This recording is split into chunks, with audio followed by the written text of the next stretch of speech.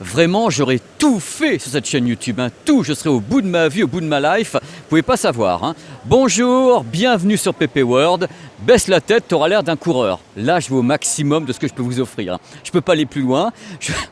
Je suis en Chine et je me suis dit, tiens, ça serait bien de tester la nouvelle caméra GoPro Hero 7 en Chine. Et justement, je l'ai là, comme vous la voyez, elle est bien avec un retour ici avec le S9 Plus pour savoir un peu ce qui se passe sur ma tête. Et aujourd'hui, je vais aller voir des chutes d'eau.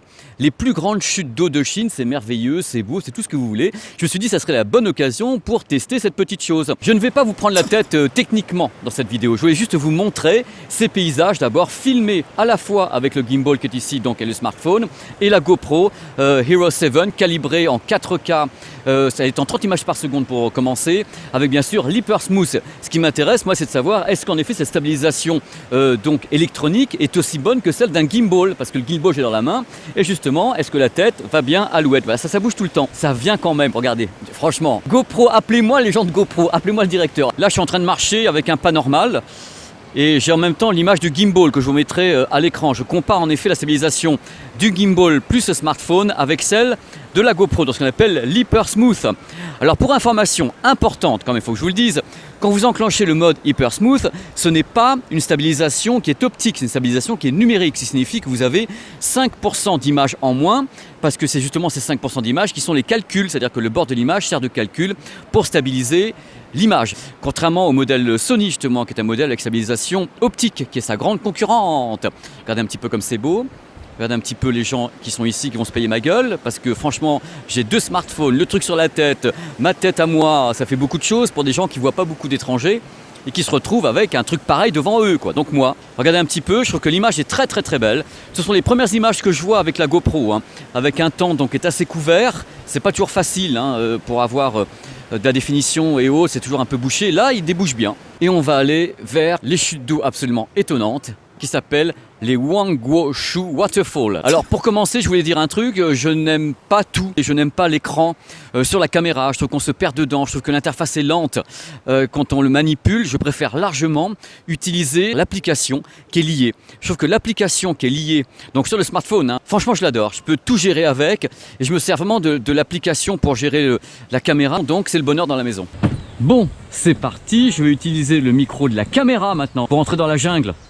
Un peu, pour voyez un petit peu les couleurs. Regardez un peu la colorimétrie, c'est quand même assez étonnant. Ah, ce que c'est beau. Là, je suis en train de courir. Je suis en toute vitesse, Koh-Lanta. La stabilisation a l'air de bien tenir. C'est parti. Je vous fais découvrir ces chutes d'eau extraordinaires via la GoPro Hero 7. Oh la vache.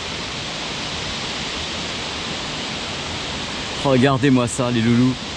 Regardez-moi la beauté de cet endroit. C'est gigantesque. Regardez la taille des gens minuscules en bas. J'avais vu des trucs dans ma life, hein. Mais quand même là, ce que je vous montre là, j'ai quand même le palpitant qui va sortir de la poitrine, hein.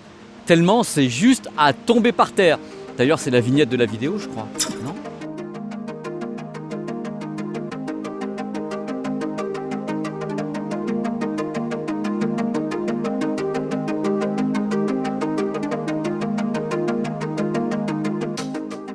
Bon alors, le but de la manœuvre, partir là et passer directement sous les chutes d'eau. Voilà, il y a des gens qui sont là, il y a un endroit où on est très très proche, hein. Il y a un bruit de folie, on est tout trempé, mais c'est pas grave, c'est que du bonheur. On y va, on va rentrer dans la caverne. Je vais vous dire ce que vaut la GoPro dans le noir.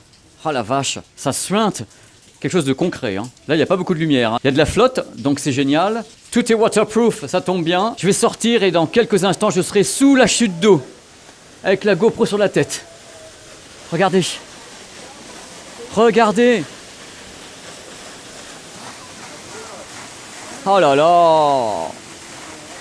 On est trempé, on n'en peut plus, mais quel bonheur. Alors pour information, les chutes d'eau qui sont ici, c'est 77 mètres de haut sur 104 mètres de largeur. Ce sont les plus grandes chutes d'eau ici en Chine.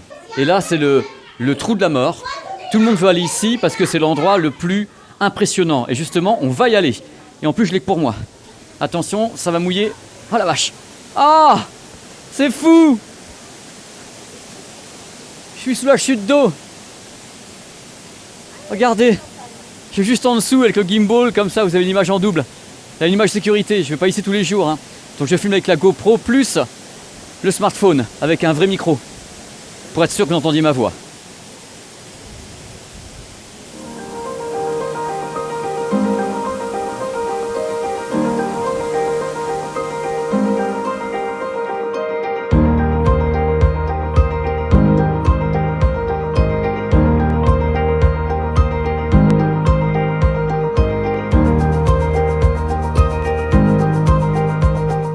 Bon, sinon, parmi les trucs qui m'embêtent toujours autant, c'est la batterie. Il n'y a pas eu d'effort sur la batterie de cette évolution de la Hero 6. La batterie, c'est toujours 30 minutes et encore, je suis gentil, quoi. Là, je suis en train de lâcher à 25 minutes. Donc non, ça, c'est pas possible. C'est pas possible. Il faut une meilleure batterie que ça ou alors avoir un stock de batterie tout le temps sur soi. Mais ça coûte cher, ça. Allez, un petit effort, monsieur GoPro, pour la batterie. Bon, vous êtes prêts? On va stabiliser maintenant. Allez, c'est parti. Alors, ça stabilise ou pas? Parce que là, je la joue quand même super Koh-Lanta. Careful. Bah voilà, c'est fait. Top. On prend quelques instants pour parler un petit peu des différences entre le modèle 7 et le modèle 6, justement. Je vais les énumérer. Vous allez voir, il y a du monde de balcon, hein. Prenez des notes. Bien sûr, on peut filmer maintenant en 4K, 60 images par seconde sur ce modèle, alors qu'avant, on ne pouvait pas. Il y a le Hyper Smooth, justement, ce super stabilisateur extraordinaire. Vous avez pu le voir dans la vidéo, c'est absolument dingue, il fait des merveilles. Le processeur est le même que sur la Hero 6, mais par contre, il y a 1 Go de RAM supplémentaire pour justement gérer tout ce travail fait justement par l'Hyper Smooth, plus gros cerveau et tout pour gérer tout ça. Il y a le mode Time Warp, qui permet justement d'avoir quelque chose d'assez intéressant sur les accélérés. C'est marrant, hein, c'est bien de l'avoir installé. Il y a également un mode portrait qui est intéressant, hein, ça n'existait pas sur le modèle précédent. Et le mode Short Clips, et des petits clips comme ça que vous pouvez enregistrer de 15 à 30 secondes pour Insta, pour Facebook, bref, c'est plutôt malin. On peut faire du live stream également en 720p, comme ça balancé en direct sur les réseaux sociaux depuis la Hero 7. Il y a également le mode Super Photo, alors c'est du HDR qui ne veut pas donner son nom, hein, donc, mais c'est bien, il est là ce mode Super Photo. Alors je peux vous garantir qu'il y a un truc qui m'a fait plaisir, moi personnellement, c'est que le micro est de meilleure qualité parce qu'il y avait de la distorsion sur le modèle précédent et là le micro est meilleur, donc c'est vachement bien qu'ils aient bossé là-dessus parce que sinon on a la télécommande vocale. Donc on peut donner quelques ordres comme ça au produit pour dire voilà, envoie, capture et tout. Bon, c'est plutôt pas mal. Il y a maintenant un mode de détection de scène, c'est-à-dire qu'en fin de compte, la caméra va analyser le type d'image pour adapter sa balance des blancs.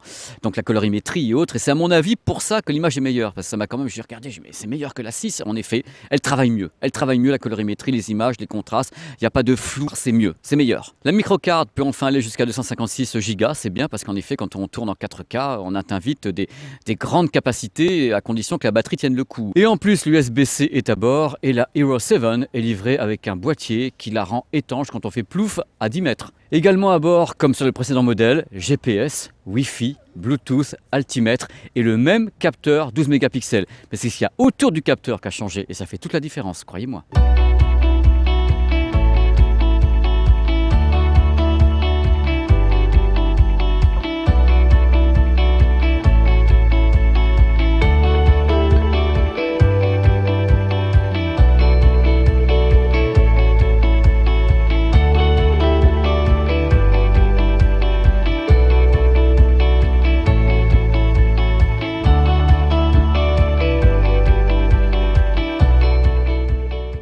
C'est fini, je ne ferai pas un pas de plus.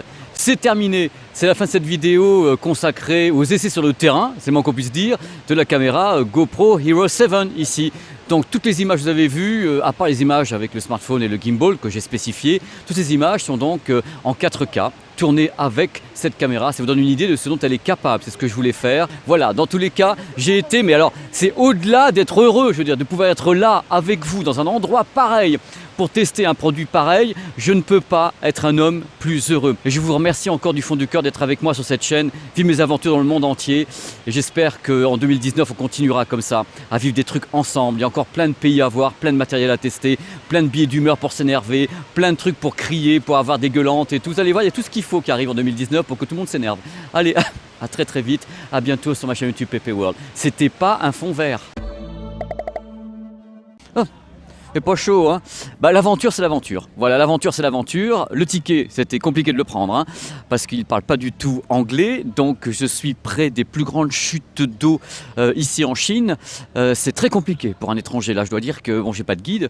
Là, c'est tout en chinois, toute l'indication en chinois. C'est voilà, sauvé par le ticket et par Maps.me. Donc, et par Google. Je mets des signets partout. C'est-à-dire que les cartes, au fur et à mesure que je passe, c'est le petit poussé, quoi. Je laisse des cailloux derrière moi. Et les cailloux, en effet, c'est tous les signets que je mets par rapport à des localisations de GPS, quoi. Latitude, longitude et autres. Sinon, on n'y arrive pas du tout. Parce que les indications sont toutes en chinois. Donc, j'espère que j'aurai pas des problèmes de réseau. Parce que sinon, c'est la fin du monde. Je ne retrouverai même plus le bus. Alors ça, c'est pas les plus hautes chutes de Chine, hein. C'est le début uniquement, c'est un parc complet ici, c'est déjà très impressionnant. Il y a beaucoup de monde ce matin parce qu'il fait pas trop froid, donc fatalement, bah oui, c'est soit les moon boots et il n'y a personne, soit c'est supportable et il y a du monde. C'est quand même très beau, hein. Les premières chutes que je vois ici en Chine, parce que j'ai vu des chutes d'eau qui étaient pas très grandes, celle-ci est quand même très grande et il y en a une beaucoup plus grande après, je vais essayer d'aller voir, c'est à 2 heures de marche, elle fait 90 mètres de haut.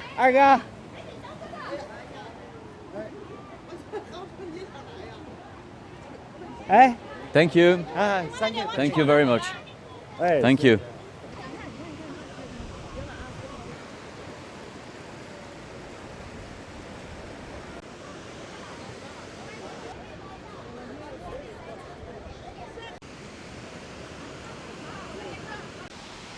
Même la caméra de Spéléo avec la GoPro qui est là.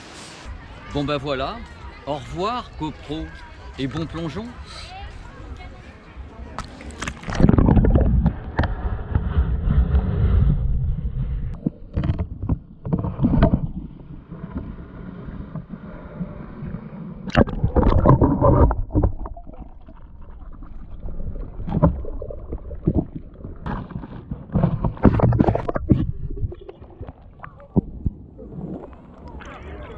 Tu les aimes mes gros ponts, mes belles cascades en Chine? Regarde, alors les cascades c'est ça, là, voilà. Et les gros ponts c'est ça. Mais c'est génial, tout est génial. Donc c'est les ponts modernes, hein, c'est pas les ponts en liane. Enfin l'idée est là quand même. Et donc il y a des vidéos qui vont arriver sur la chaîne sur ça. Là, les cascades derrière, il y en a une très belle là-bas. Voilà, c'est merveilleux. Je passe des moments délicieux. Ça bouge beaucoup, mais je m'amuse beaucoup. Puis j'ai un peu froid, donc j'ai mis la petite laine. Il faudrait que je mette la même chose pour la tête, mais c'est plus cher.